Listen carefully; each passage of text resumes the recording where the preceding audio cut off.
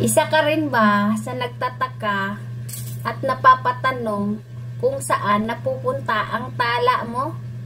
At ikaw ay nangihinayang dahil dapat ay iniipon yon ni Meta para sa iyong sahod? Huwag ka nang magtaka. At kung gusto mong malaman kung saan napunta, paki-follow and like ang video na to.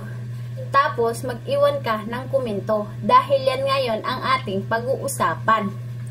Ang ating mga tala guys na sinisin sa atin ng mga tala sender o yung nakaka-appreciate sa ating mga video guys or sa ating live ay hindi po yan nawawala or hindi yan binabawasan ni Meta.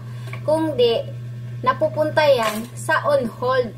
Kumbaga, kung hindi ka pa nakaipon ng $25 or di kaya $100 para sa iyong sahod, ay naka-on hold pa yan sa iyong income.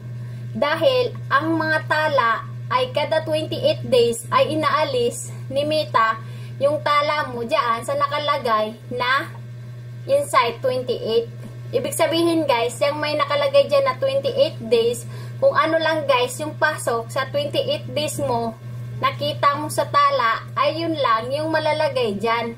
So pag yan, sobra na sa 28 days, yan ay malalagay na siya guys sa on hold. Kumbaga, pag maipon na yung tala mo at umabot siya ng $25 or di kaya ay $100, kusang papasok yan sa bank account mo or di kaya sa PayPal mo. So wag kang matakot or wag kang manghinayang or wag kang maraming tanong dahil baka ikaw ay ma-stress. Dahil hindi yan kukunin sa'yo ni Meta. Dahil kusang bigay yan sa inyo ng mga taong nakaka-appreciate ng mga video mo.